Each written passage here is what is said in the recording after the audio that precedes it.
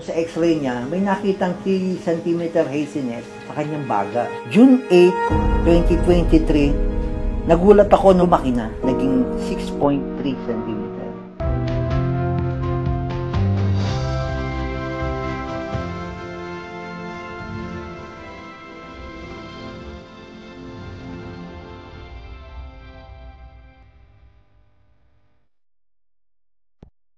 Ako po, si Rosalina Bio, 58 years old, nakatira sa sitio sa Gipin, Antipolo City. Nag-umpisa noong November 2022. 2 weeks akong inubot, nakadura po ako ng dugo. Kaya nataranta na yung anak ko. Tapos tinakbo na ako ng anak ko sa ospital. Yun na nga. Kala ko mamamatay na ako noon. May binibili akong gamot niya. Pagdating ko dito, wala na.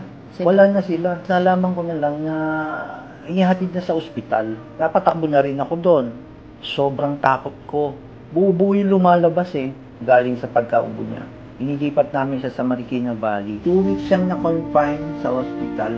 Pneumonia yung findings ng doktor. Nag-alala rin talaga ako doon sa kanya. Ayun nga, tumagal kami hanggang December 10 doon. Tuloy-tuloy ang gamutan dito sa bahay.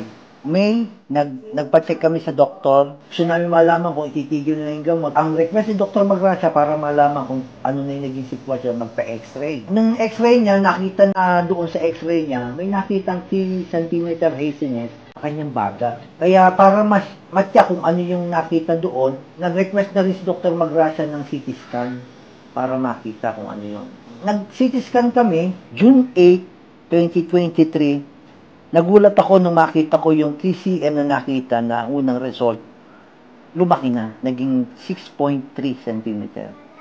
Sobra kaming nalungkot ng pagkakataon na yon. Ako bilang asawa niya, ayokong ipakita na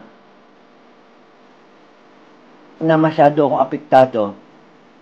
Inago ko yon hanggang sa ayun, naghanap kami ng lahat ng paraan hanggang sa may naikwento yung kanyang kapatid na tungkol nga sa Salveyo. Sabi ko, wala namang kasamang subukan. Sige, subukan natin. Tapos nag-take siya noon, nagsimula siyang mag-take noon ng August. 3 times a day, tapos 3 scoop sa isang baso. Umaga, tanghali, gabi. Pinaka-vitamins ko na yun. Pagkatapos noon, nagkaroon kami ng CT scan schedule sa Apex noong August 1. Nagulat ako sa result. Yung 6.3 cm naging 4.8. Medyo na bigla talaga ako. Sabi ko, sige, subukan natin uli. Pagka nawala yan, maniniwala ako, talagang totoo yan. Kasi hindi pa ako kumbinsido Umulit kami uli ng 2024, nagpa-check kami uli sa doktor ng misis ko. Ang request namin talaga, CT scan, gusto ko talaga makita kung ano na nangyayari sa loob. At sabi ng doktor, x-ray na lang muna. Kapag kami nakita sa x-ray, CT scan. Pumayag kami. Nagulat ako, February 14, 2024, doon sa result ng misis ko. Wala na yung kanyang bukol.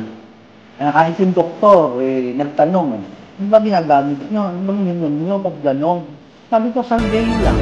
Kalipas ng 6 na buwan, masaya ako, na-clear na ang aking bukol sa baga dahil sa Salveyo Barley Blast. Ako po, talagang sobrang amazed. Parang yung challenge ko na sabi ko, pag nawala yan, maniniwala ko, nangyari na nga, talagang nawala. Pati mga anak mo, masaya, lahat tayo masaya. Para tayong tumama sa loto nun. Kasi hindi tayo gagastos, hindi ka na ma-operahan. Talagang sobrang naniniwala ako. Pati ako, minimum na rin. Payat na payat po ako noon.